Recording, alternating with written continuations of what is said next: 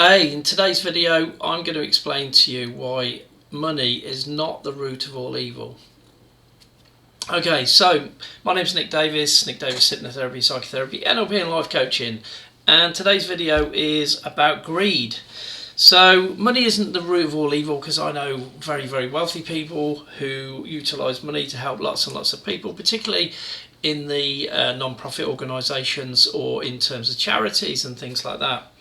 Now, I believe that greed is the root of all evil, not money, because if you think about it, so you can get, let's take a kind of famous, infamous poker player called Dan Bilzerian, who has a playboy lifestyle.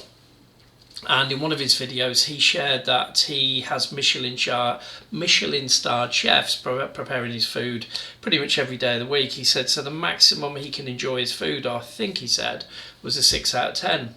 So because he's used to having these tremendous meals cooked daily, all the time, then obviously his dopamine levels in terms of enjoyment, you need more dopamine to achieve greater each time, so he can only get a 6 out of 10. So it's exactly the same. If you think about food and drink, the more you consume with food and drink, you know, there's a point where you feel happier, you feel more satiated, but then after that point, you just feel full up or whatever else. Now also, you can kill yourself by drinking too much water. So if you're too greedy with water, it's the same with fun. If you're having fun and you're enjoying yourself doing something, there's a certain amount of dopamine levels. They call it the reward chemical, but I think it's the motivation chemical, because it helps motivate us to do those things more. Exactly the same. There's a satiation point within fun and everything that you do, that there's a kind of maximum that you can do in order to feel the best you can feel. And then after that, it tails off dramatically.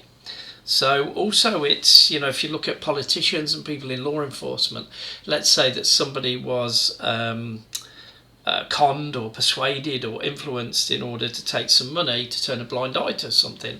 And we know this happens in the world.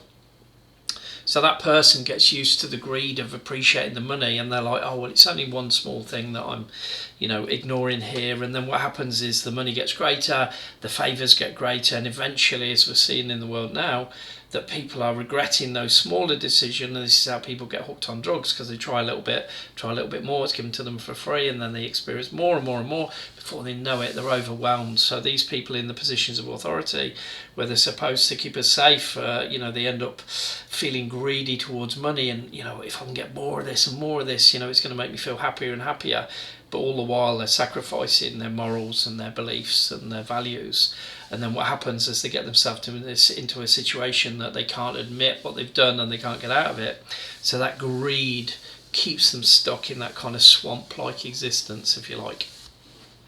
So that's my video today on why I believe greed is the root of all evil and not money. So it's okay to pursue things, it's okay to pursue your goals, your ambitions and things like that. But when you become greedy in anything, and it becomes something that you just want more, you're not going to get any satisfaction, satiation, or your dopamine levels are going to have to be significantly higher in order for you to feel that.